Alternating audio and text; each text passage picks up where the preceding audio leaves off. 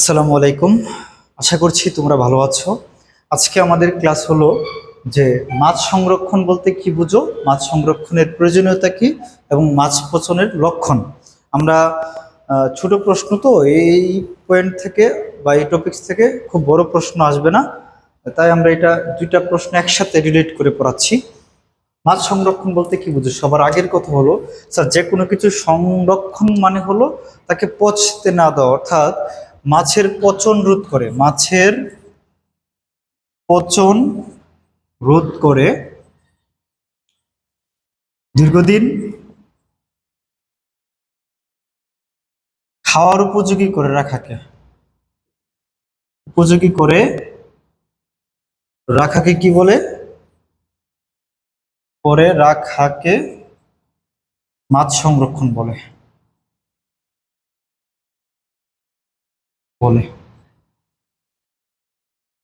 অর্থাৎ মাছের পচন রোধ করে দীর্ঘদিন খাওয়ার উপযোগী করে রাখাকে মাছ সংরক্ষণ পদ্ধতি বলে। আসলে মাছ যখন আমরা তুলি পুকুর থেকে বা জলাশয় থেকে, মাছ 4 থেকে 5 ঘন্টার বেশি কি থাকে না, ভালো থাকে না। তো এই 4 থেকে 5 ঘন্টার মধ্যেই মাছকে আসলে সংরক্ষণের উপযোগী করে রাখতে হয়। আদারওয়াইজ মানে আমাদের অনেক মাছ নষ্ট হয়ে যায়। আমরা যদি একটু রেশিও চিন্তা করি তাহলে দেখবো যে বাংলাদেশের প্রতি 100% মাছ মাছ যে উত্তোলন করা হয় বা ধরা হয় বা আরোহণ করা হয়, তার মাত্র 20 থেকে 25% মানে মাছ নষ্ট হয়ে যায়। অর্থাৎ 20 থেকে 25% মাছ নষ্ট হয়ে যায়, আর মাত্র আমাদের 80 থেকে 75, অর্থাৎ 75 থেকে 80% মাছ ভালো থাকে। আর হলো 20 থেকে 25% মাছ নষ্ট হয়ে যায়, পচে যায়, খাওয়ার অনুপযোগী হয়ে যায়, শুধুমাত্র কিসের অভাবে? সংরক্ষণের অভাবে। তো হিউজ একটা অ্যামাউন্ট মাছ আমাদের আসলে চলে যায়। তো এই মাছগুলো যদি আমরা সংরক্ষণ করতে পারি তাহলে আমাদের কি লাভ হবে, এটাই হলো প্রয়োজনীয়তা।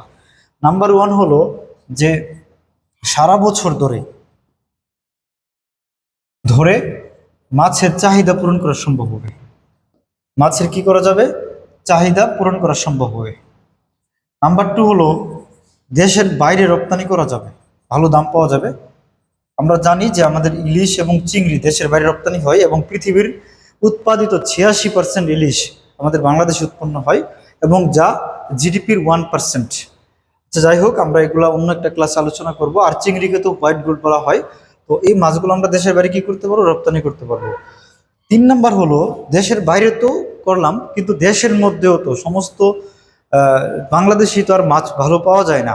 যেমন চট্টগ্রামের কক্সবাজার, চট্টগ্রাম, পতেঙ্গা ওই অঞ্চলে, অথবা খুলনা বিভাগের বাগেরহাট অথবা বরিশালে প্রচুর পরিমাণে মাছ পাওয়া যায়। ওই মাছ দিয়ে সারা বাংলাদেশের চাহিদা অনেক সময় পূরণ করা সম্ভব হয়। তো এজন্য আমাদের এক এলাকা থেকে অন্য এলাকাতে মাছ সম্প্রসারণের জন্য, অর্থাৎ 3 নাম্বার পয়েন্ট কি? সম্প্রসারণ। এই সম্প্রসারণের জন্য আমাদের সংরক্ষণ করা প্রয়োজন। তারপরে 4 নাম্বার, সারা বছর ধরে আমিষের অভাব পূরণ করার জন্য, আমিষের অভাব, আমিষের অভাব পূরণ করার জন্য। তারপরে ভালো মূল্য পাওয়ার জন্য, অর্থাৎ যে এলাকাতে মাছ উৎপাদিত হয়, উৎপাদন মানে মাছ ধরা হয়, সে এলাকাতে মাছের ভালো মূল্য পাওয়া যায় না, এজন্য অন্যান্য এলাকায় যদি নেওয়া যায় তাহলে ভালো মাছের মূল্য পাওয়া যায়। এবং সবচেয়ে গুরুত্বপূর্ণ যেটা, প্রয়োজনে ব্যবহার করা যায়।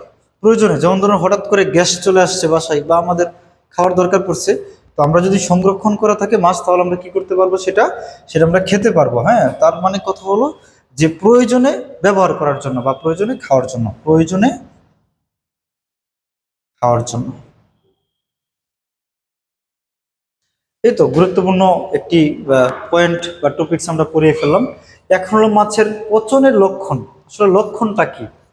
লক্ষণ আমরা অনেকেই জানি যে খুবই সহজ। তো লক্ষণ কি? যে মাছের ফুলকাটা কালচে কালার হয়ে যাবে। অর্থাৎ নাম্বার ওয়ান কি? মাছের ফুলকা কালচে কালারের হবে, ফুলকা কালো বর্ণের হয়ে যাবে বা কালচে।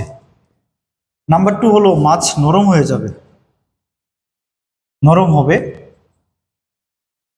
নাম্বার থ্রি হলো ওজন বেড়ে যাবে। নাম্বার ফোর হলো মাছি বসবে। নাম্বার ফাইভ হলো তার চোখ ভিতরের দিকে ঢুকে যাবে। নাম্বার 6 হলো আইস। আইসের যে পিচ্ছিল পদার্থ, আইসের পিচ্ছিল অংশ, পিচ্ছিল পদার্থ কমে যাবে, কমে যাবে। সর্বোপরি দুর্গন্ধ সৃষ্টি করবে।